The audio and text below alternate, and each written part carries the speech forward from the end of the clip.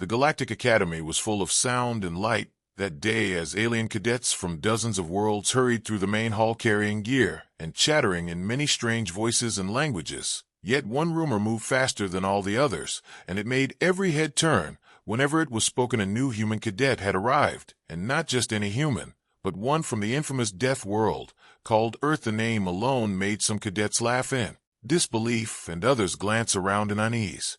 The young woman stood near the registration desk with a small pack over her shoulder, her skin pale, but marked by faint scars, and her dark eyes, watching everything with care. She did not smile, and she did not speak. She was taller than some, but not large by alien standards, yet there was a strange weight to the way she moved, each step balanced, each motion quiet, as if she were ready to spring in any direction at any moment. Her name tag read Cadet Mara, and though she gave no sign of hearing the whispers around her, she caught every word. Two insectoid cadets clicked their mandibles to each other, saying the Deathworld stories, where lies no planet could be so full of storms, beasts, and poison plants, and still let a species live there long enough to reach the stars. A tall reptilian warrior named Zarek overheard them, and grinned in his cold way, showing teeth like small blades. Everyone knew Zarek liked to fight, and liked even more to humiliate those he thought were weak. He told the insectoids not to worry, he would test this little Deathworlder himself, and show everyone there was nothing special about humans. When combat class began later that day, the training yard was open to the sun, and the metal floor reflected heat into the air. Mara stood in line with the other first years, her face calm and unreadable. Zarek's group of friends watched her with amused eyes, waiting for her to fail. When it was time for sparring, the instructor, called Pair Zarek, was matched with a large tusked alien, but before the fight began he raised a clawed hand and asked the instructor to switch him with Mara, saying it would be good for the class to see the human skill early. The instructor hesitated, then agreed. Zarek circled Mara, slowly moving on heavy legs. His tail swang. He began to speak loud enough for the whole class to hear, asking if she was afraid, asking if she would break if he pushed her too hard. Mara said nothing and kept her eyes on him, her hands loose at her sides. When Zarek made the first move, it was not fast, but it was powerful, his tail sweeping low to catch her feet. She stepped back just enough for the tail to miss her, and the class murmured. Zarek tried again, this time with a shove meant to knock her down, but she twisted her body, letting his force slide past her. She made no counterattack, only kept her stance, ready like a predator watching for a perfect moment. The instructor told Zarek to stop fooling around and attack properly, and he obeyed with a heavy forward charge, but Mara moved aside like water, and he stumbled slightly. His friends began to shout encouragement, but their voices carried a sharp edge now. Finally, Zarek decided to end it quickly. He lunged with both claws raised, aiming to push her to the ground, but Mara stepped in instead of away. She caught his wrist with one hand and used his own speed to pull him forward past her. Then she dropped her weight and pulled his arm over her shoulder, flipping him hard onto the floor. The sound of metal rang through the yard, and Zarek lay stunned for a breath before rolling to his side. The instructor called the match and told both to return to line. Zarek stood slowly, his eyes burning not with pain, but with rage. The class had gone quiet, and every gaze was on Mara, who simply walked back to her spot, as if nothing had happened. Zarek's jaw muscles tightened, and his tail lashed once before he followed the others, but his mind was already planning this was not over. Later in the cafeteria, whispers followed Mara again, some voices admiring her skill, others claiming she must have used a trick no real warrior moved like that. Zarek sat with his friends at a far table, his claws drumming on the surface. He spoke low, telling them he had a plan. They would show the Deathworlder what it meant to cross him. It would happen during the obstacle course tomorrow, when the instructors were too busy to see everything. His friends laughed quietly and agreed. Across the room, Mara sat alone, her meal untouched, her eyes fixed on the window that showed the Academy's shining towers and the blackness of space. Beyond, she had grown up on a world where danger was part of the air she breathed, where every step in the wilds could mean life or death. She had learned to wait, to choose her moment, to strike. She could feel Zarek's gaze on her back, but she gave no sign that she cared. Deep inside, she knew it was only a matter of time before he made his move, and she was ready. The next morning, the training yard of the Galactic Academy was bright under the pale sun, and the obstacle course shimmered with heat. From the rising light, high walls, nets, pits, and moving platforms stood waiting like silent hunters, ready to trip the careless or punish the slow alien cadets stood in small groups stretching and checking gear, while instructors walked along the lines, making notes on their pads. The sound of voices echoed across the open, round a mix of excitement and nerves. Mara stood near the end of one line, her face calm as ever, her eyes moving slowly across the course. She had already memorized every obstacle, every path, every place where an accident could happen or where someone could try to force one. She wore the standard gray training uniform, but the way it hung on her lean frame made her look more like a predator coiled for a strike than a student waiting for a run. Zarek and his friend stood several positions ahead, whispering together, their tails flicking with the slow rhythm of hunters about to play with prey. His scaled face was split in a slow smile, his yellow eyes locked on Mara. Even when he pretended to stretch, the plan was simple. He had told them they would wait for the right moment. When the instructor's attention was divided, they would make her stumble, make her lose the run, and humiliate her in front of everyone. The first group started, and the course came alive with movement. Cadets leaping over barriers, scrambling up walls, weaving through swinging beams. The instructors shouted times and corrections. The smell of heated metal and dust filled the air. Mara's group moved to the starting line. She could feel the tension in the air, thick as fog. She did not need to hear their whispers to know what they were planning. She could see it in the way their eyes slid to her and then away, in the slight flecks of claws, the twitch of tails, the half-smiles meant to provoke. The signal came, and they launched forward. The first section was a low sprint under hanging wires, meant to force the cadets to crawl. Zarek made sure to get ahead just enough to kick dust into Mara's face, but she angled her body so the grit slid off her skin without slowing her. The next section was a wall climb, and here two of his friends made their move, swaying on the ropes to shake them. As she climbed, she let the motion carry her upward, using their interference to swing herself over the top faster than she would have on her own. From there they dropped into a pit lined with soft gravel meant to slow them. Zarek pretended to slip and sent a wave of stones toward her boots, but she sidestepped and used the slope to gain speed, running up the other side like she was born to run on shifting ground. Zarek hissed in annoyance and pushed harder, determined to get ahead to the platform section where the real trap waited. The platforms were wide but tilted and moved under weight. They stretched over a shallow pool of blue training liquid meant to simulate corrosive fluid from alien environments. Here Zarek slowed just enough for his gang to box Mara, and one on each side and one behind, forcing her toward the edge. She did not fight them at first, letting the boards rock under her feet.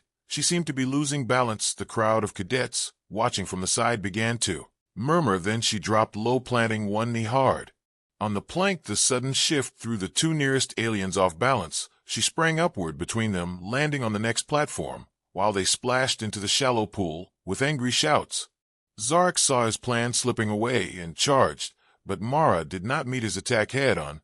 She let him get close, then pivoted, letting his own weight pull him toward the edge. He caught himself at the last moment, but the stumble cost him time, and she was already across the next gap, climbing the rope net that led to the high tower.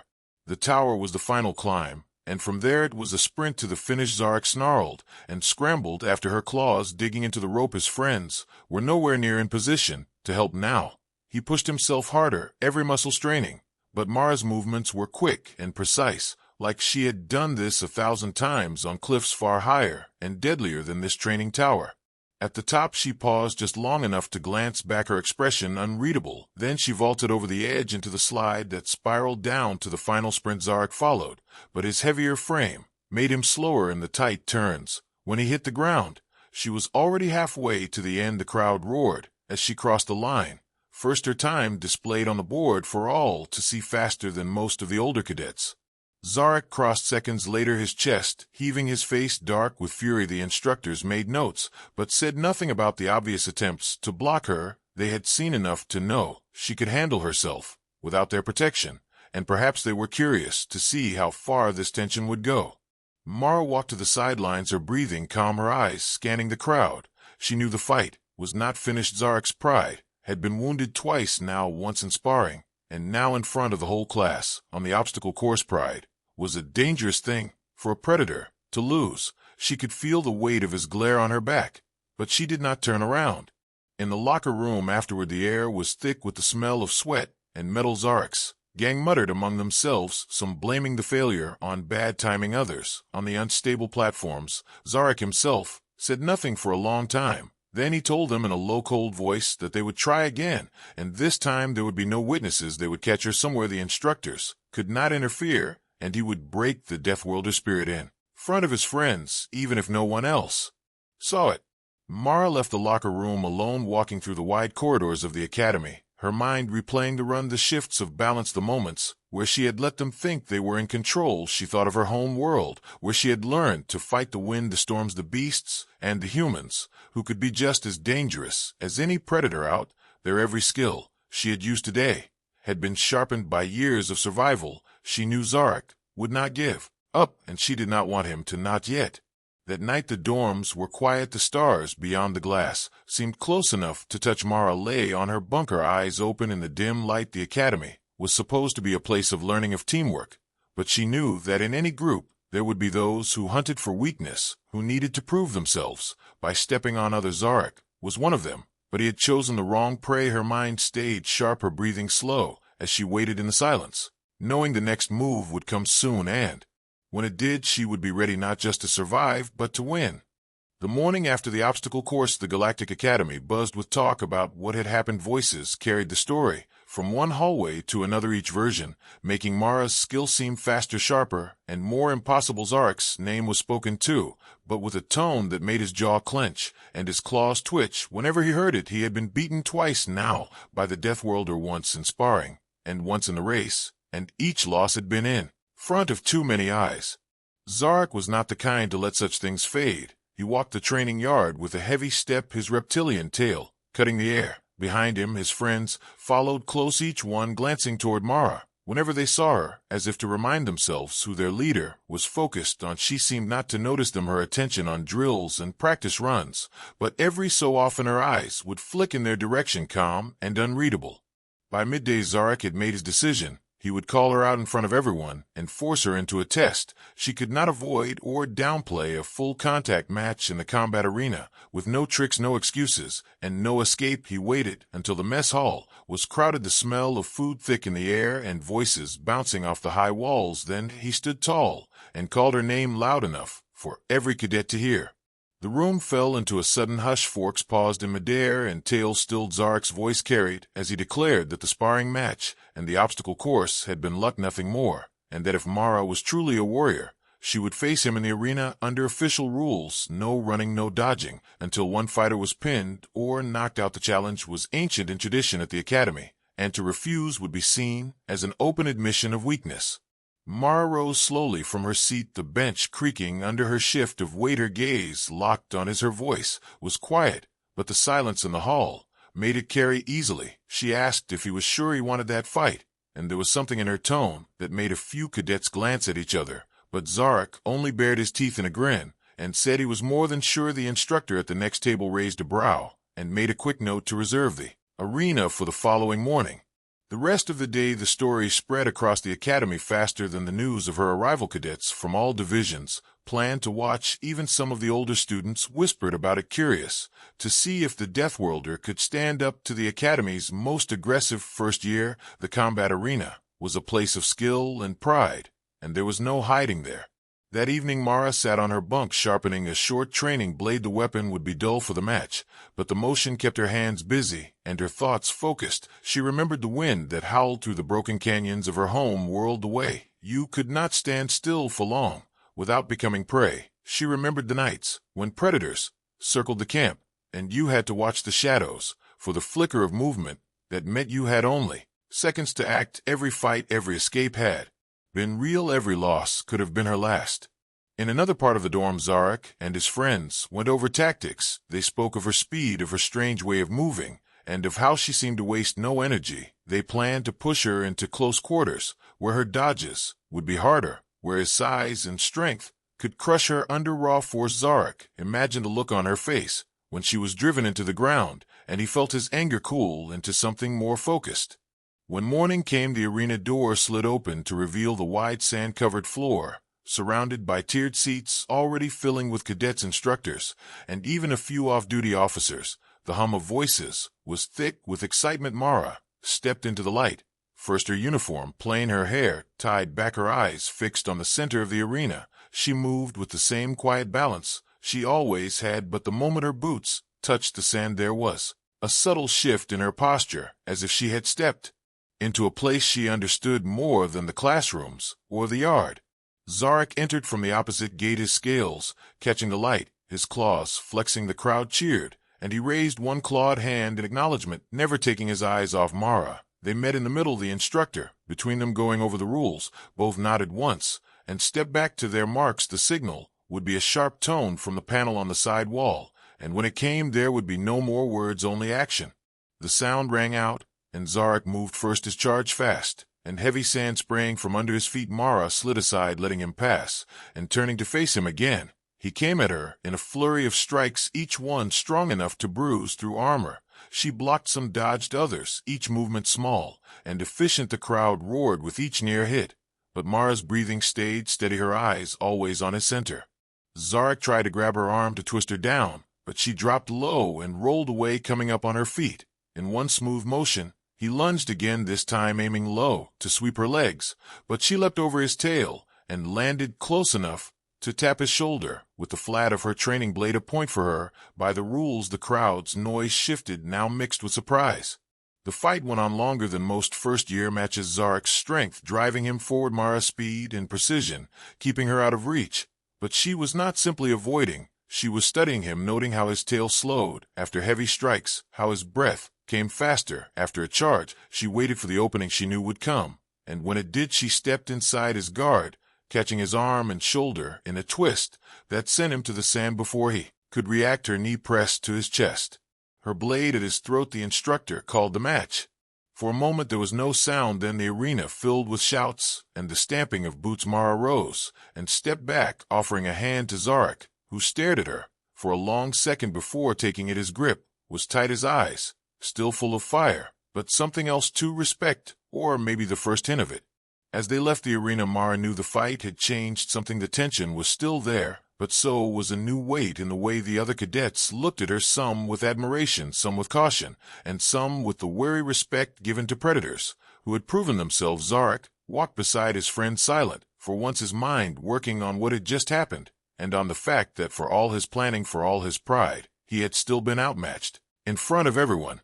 The day after the arena fight, the academy was not the same. The corridors felt different. The voices that once whispered behind Mara's back now carried tones of curiosity and even caution. Cadets stepped aside when she passed, and some even nodded in quiet respect. She gave no sign of noticing, but her senses stayed sharp. She knew respect in such a place was fragile and could vanish in an instant, especially when it had been taken from someone like Zarek.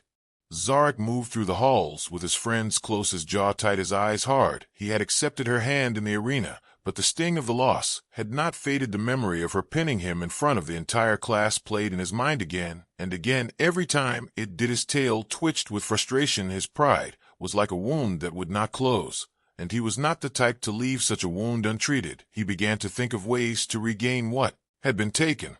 The instructors seemed pleased by the fight. They spoke of it as an example of skill and discipline. They even hinted that Mara's style could be taught to others, which only made Zarek more determined to act. He waited through the day, watching her, watching how she moved. When no one else was looking, he noticed she often walked alone after training, choosing quieter corridors over the busy main routes. He began to see an opportunity forming in his mind. That night the academy lights dimmed to the blue glow of night. Cycle, the hum of distant machinery filled the air, and the dorm wings grew silent as cadets slept. Mara lay on her bunk, awake, as she often did, listening to the rhythm of the building. She could tell when someone walked in the hall by the way the sound shifted, and when she heard the faint scrape outside her door, she knew it was not the usual patrol. She rose silently, her bare feet making no noise on the floor. Her hand rested on the hilt of her training blade, though she did not draw it yet. Outside, Zarek and three of his friends stood in the shadow of the wall, speaking in low voices. They had chosen a section of the maintenance tunnels, far from the instructors' quarters and security cameras. Their plan was simple: lure her into the tunnels under some excuse, then surround her and make sure she understood that her victories meant nothing without the crowd to protect her. They would not kill her, but they would make her think twice before crossing him again. Mara opened her door and stepped into the hall. Without hesitation, her eyes moved over them each in turn, reading their stances, their weight on their feet, the angle of their tails. She spoke quietly, asking what they wanted. Zarek told her there was something in the tunnels. She would want to see something about her precious Deathworlder reputation. He smirked, expecting her to refuse, but instead she tilted her head slightly and told him to lead the way. They moved down into the maintenance levels where the walls were close, and the light was dim. Pipes lined the ceiling, and the air smelled faintly of oil and metal. The sound of their footsteps echoed in the narrow space. Zarek kept glancing back, expecting to see doubt or fear in her face, but her expression stayed the same, unreadable and calm. When they reached a junction, two of his friends stepped ahead and blocked the path. The others stayed behind, cutting off her retreat. Zarek stood in the middle, his stance wide, his claws flexing. He told her that here there were no rules, no instructors, no crowd to cheer her name. He told her that here she would learn the difference between winning a match and surviving a fight. His voice was low but full of heat. He moved toward her, ready to strike. She did not back away. Instead, she stepped forward, closing the space faster than he expected. Her hand shot out, not for his throat or his arm, but for the pipe above them, pulling herself up in a smooth motion that swung her legs into his chest, knocking him back into one of his friends. The narrow tunnel amplified the impact, and both stumbled.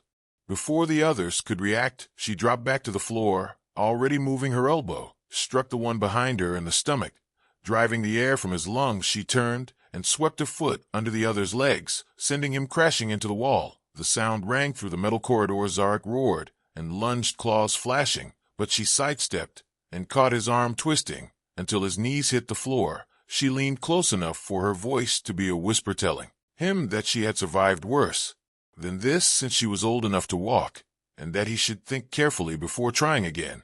She released him and stepped back, her eyes on each of them in turn. None moved for a moment, the only sound their ragged breathing. Then she turned and walked past them, as if they were nothing more than shadows, the echo of her steps fading down the tunnel. Zarek stayed where he was, his mind a storm of anger, shame, and something else he could not name. Her words had cut deeper than her strikes. By the time she returned to her dorm, the halls were empty again. She sat on her bunk, her body relaxed, but her thoughts alert. She knew this would not be the last time Zarek tested her, and in truth, she welcomed it. Every challenge sharpened her every enemy, taught her more about the strengths and weaknesses of those around her. The academy was meant to prepare them for the dangers beyond its walls, but for her it was also a place to remind others that survival was not a lesson you learned from books. It was written into your bones by every fight you endured. In the darkness, she let her eyes close, finally letting the tension ease from her muscles. Outside, the stars drifted slowly past the station, their light cold and steady, the same light that had shone over her dangerous home world, the same light that had watched her grow strong in a place that had tried to kill her every day. She knew she would face Zarek again, perhaps sooner than either of them expected, and when that day came, she would be ready not just to win, but to make sure the lesson lasted.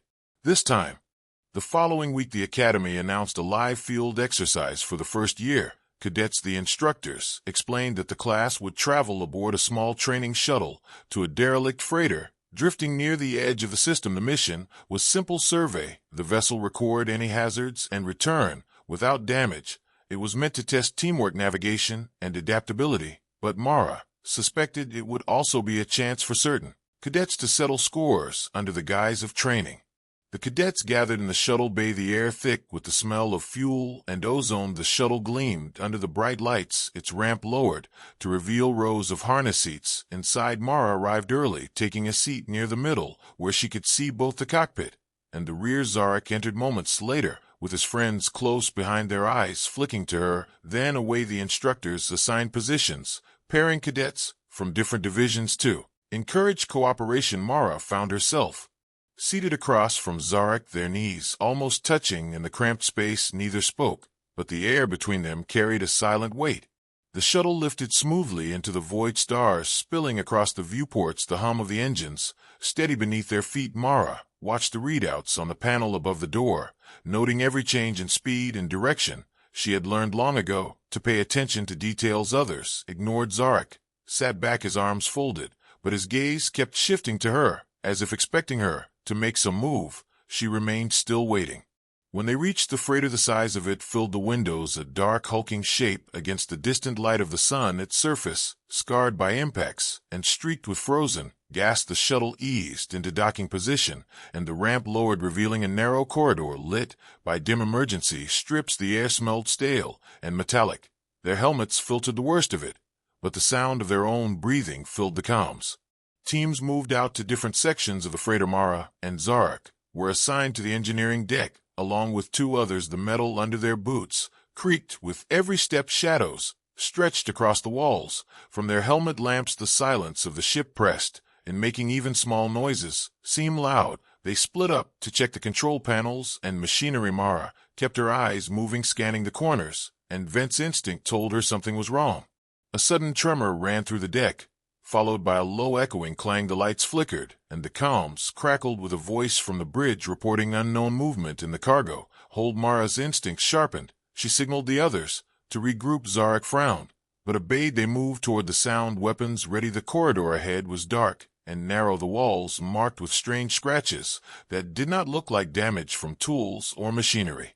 When they entered the cargo hold, the beam from Mara's lamp caught a glint of movement high among the stacked crates. A shape dropped silently to the floor behind them, tall and thin, with limbs too long and skin that shimmered in the dim light. It moved like flowing metal, its eyes a cold pale blue. Another shape appeared from the opposite side, blocking their retreat. Zarek swore under his breath. The instructors had said the freighter was abandoned, but it was clear now it was not. The creatures moved fast, one leaping toward the two cadets nearest the door. Mara shouted a warning and sprinted forward, drawing her shock baton. She swung it in a tight arc, catching the first creature across the side. The jolt made it hiss and reeled back. Zarek took the chance to slam his shoulder into it, driving it toward the wall. The second creature lunged at Mara, its claws slicing the air where her head had been a moment before. She ducked and rolled, coming up inside its guard and striking twice. In quick succession, the crackle of the baton filled the air. They fought in tight space, the crates limiting movement, but Mara used the narrowness to her advantage, forcing the creatures to come at her one at a time. Zarek's strength and her speed began to work together, without words, each moving to cover the others. Flanked, the two other cadets recovered from their shock and joined in driving the intruders back toward the far end of the hold. One of the creatures climbed a stack of crates. In a blur, Mara followed, scaling the metal like it was a cliff face back home. She reached the top and slammed the baton down, sending it tumbling to the floor below, where Zarek finished it with a heavy strike. The second creature retreated into a vent, hissing as it vanished. The hold fell silent except for the sound of their breathing and the faint hum of the ship's systems. Mara kept her baton ready, eyes scanning the shadows. Zarek looked at her, and for the first time, there was no challenge in his gaze, only the sharp understanding of shared survival. The comms crackled again, ordering all teams back to the shuttle. The instructors wanted everyone off the freighter immediately. As they made their way back, the ship groaned under some deep strain, metal echoing like the sound of distant thunder. Mara felt the air shift and knew the creatures were not the only danger here. The freighter was unstable and might not hold much longer. The cadets reached the shuttle and strapped in as the engines roared to life. Zarek sat beside her this time, their shoulders brushing in the tight space. He muttered a rough thanks that sounded almost like an effort in itself. She nodded once and looked out the viewport as the freighter fell away behind them. Back at the academy, the debrief was short. The instructors praised the quick response and noted the unexpected threat. Mara said little during the session, letting the others describe the fight, but the look on the instructors' faces told her they had reviewed the footage and seen everything. Zarek avoided her eyes for most of the day, but when they passed in the hall later, he gave a small nod, not of friendship, but of acknowledgement. That night, Mara sat by the observation window, watching the slow spin of the stars. She thought of the fight, the way Zarek had moved beside her, without hesitation, the way they had read each other's intent. Without speaking, it reminded her of hunts back home, when survival depended on knowing the rhythm of your pack, even if you did not trust them outside the hunt. She knew the next time they crossed it would be on their own terms again, but the memory of that fight would remain like the faint scar of an old wound. The training ground was silent except for the slow sound of boots moving over the hard floor and the faint hum of the overhead lights as Lyra walked in with her head held high and her eyes fixed on the group of cadets who had caused her so much trouble from the day she arrived at the academy. Her steps were slow, but steady, each one landing like a drumbeat that echoed across the large hall, and the group watched her approach with a mix of curiosity and fear, because the last time they had seen her fight, it had not ended well for anyone who stood against her. Commander Raoul stood at the edge of the hall, his arms crossed, and his face unreadable as he looked from Lyra to the group of cadets who were now shifting nervously, their earlier bravado gone, replaced with a quiet unease that clung to the air like smoke. Raoul's voice broke the silence, and he called everyone to stand in a circle and listen closely to what he had to say. His tone was calm, but it carried an edge that made even the boldest cadet straighten up. He explained that today was not about drills or exercises. It was about survival training, something every soldier in the Galactic Defense Corps needed to understand, and something Lyra understood better than anyone in the room, because she had lived it every day on her home world. He said the words with weight, and then gestured for her to step into the center of the circle. The cadets glanced at each other, some with doubt, some with open discomfort, but none of them dared to speak against the command. Lyra stood in the center, her gaze slowly moving from one cadet to the next. She could see the ones who still thought of her as an outsider, and the ones who were starting to understand that she was something far more dangerous than they had imagined. She told them in a voice that was quiet but sharp that survival was not about strength alone. It was about understanding fear and control, and knowing when to act without hesitation. She told them that on her planet, hesitation meant death, because everything around you wanted to kill you, and only those who learned to adapt quickly lived long enough to see another sunrise. Raoul nodded and signaled for the first challenge to begin. 4 cadets stepped forward, all of them armed with practice blades and padded armor, their eyes on Lyra as they tried to size her up. She stood perfectly still until they began to move, circling her like predators, but she could see their hesitation, and she moved first, faster than their eyes could follow. Her foot swept the leg of the nearest cadet, sending him crashing down before he even realized she had moved. She caught the second's arm and twisted until the weapon dropped from his grip and rolled away across the floor. She ducked under a swing from the third and shoved him backward into the fourth, and both of them stumbled out of balance. The match was over before anyone could react, and Lyra stepped back without a single mark on her. The 4 cadets picked themselves up, looking more shaken than hurt, and Raoul told them to remember what they had just seen, because on a real battlefield, hesitation would have left them dead.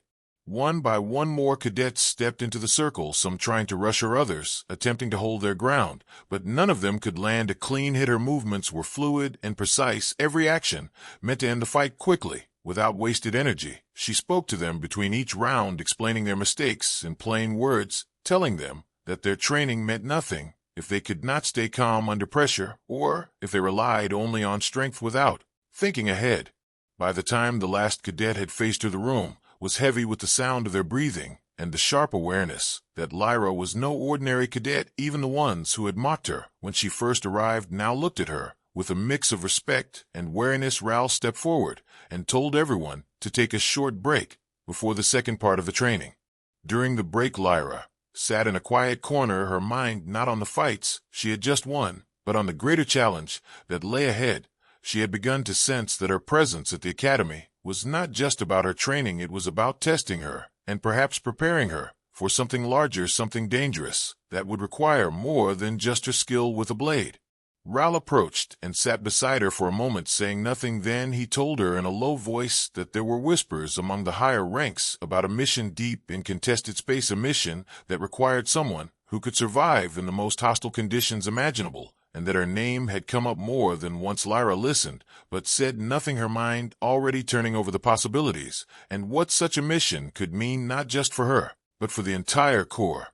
When the break ended, Raoul gathered everyone again, and this time he paired Lyra with 3 cadets who had once been her loudest critics. He told them that their goal was not to defeat her, but to work with her to overcome an obstacle course designed to simulate an active war zone. The 3 looked uncomfortable, but they had no choice, and the course began with the sound of an alarm blaring through the hall.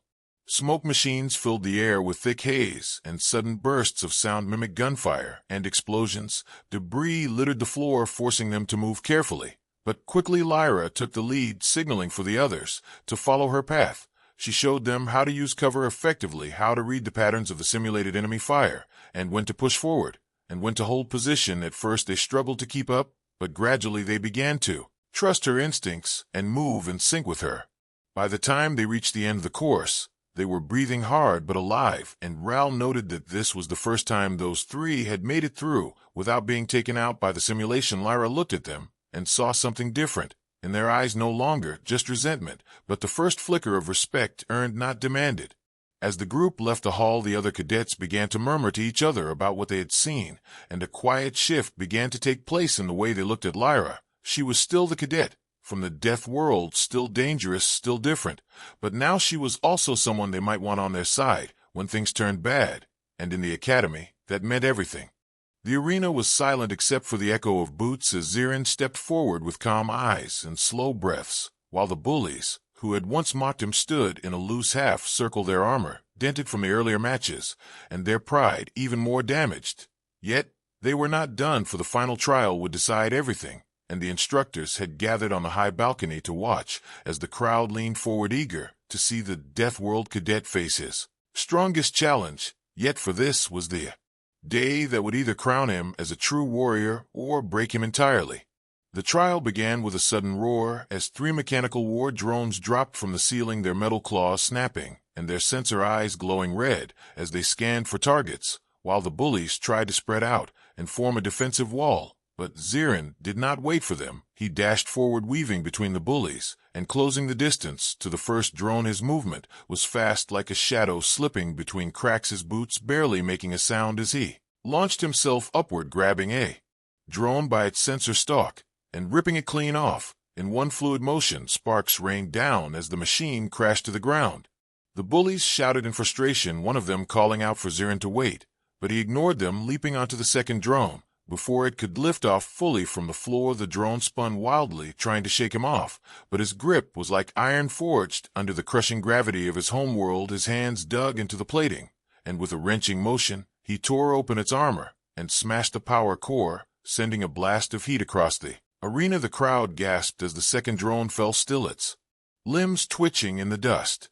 The third drone was faster and smarter. It launched a volley of stun bolts, forcing the bullies to scatter and forcing Zirin to drop into a low roll. The blue arcs of energy passed inches above his head. The drone tracked him, its sensors locking on, but Zirin used the chaos around him, twisting his body behind a fleeing bully. So the drone targeted the wrong figure and fired. The bully cried out as the stun bolt hit his side, sending him sprawling, and in that opening Zirin moved like lightning, his hands finding the joint in the drone's leg, his muscles flexing as he snapped the joint sideways and climbed up the frame to smash the core. With one brutal strike, the drone's body went limp and crashed to the floor.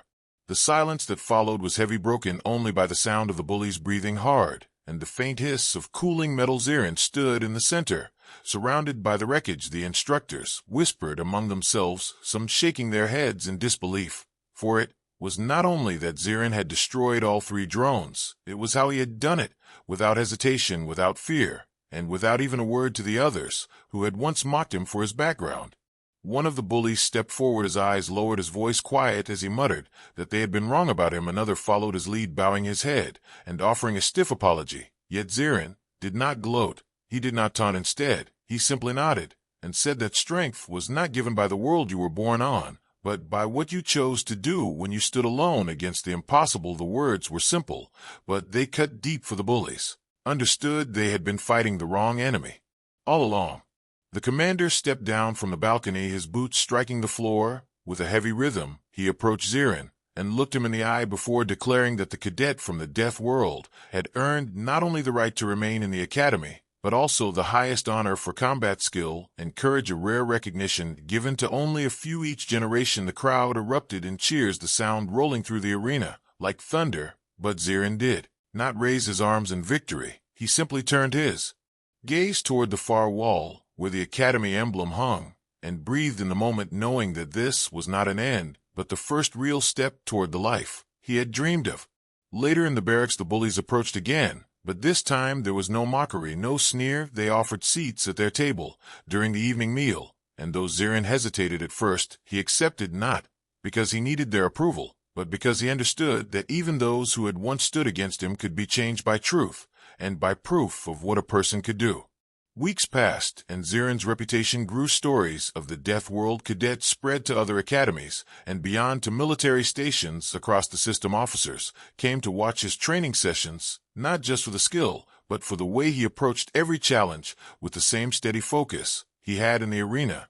He was still quiet, still deliberate, but now when he walked through the halls, heads turned not in mockery, but in respect.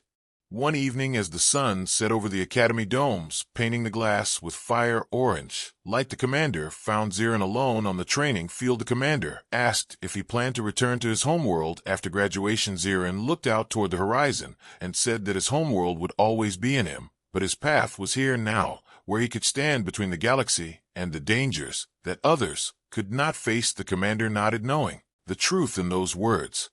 The final graduation day came with banners and marching formations. The cadets lined up in perfect rows as names were called one by one. When Zirin's name echoed across the field, the cheer was louder than any before. He walked to the stage and received the insignia of an elite combat unit, his eyes scanning the crowd, not for praise, but for the faces of those who had once doubted him, for they too were cheering now. And in that sound he heard not just their voices, but the voice of every cadet who would come after him, everyone who would hear the story of the Deathworld Cadet and know that fear and doubt could be defeated.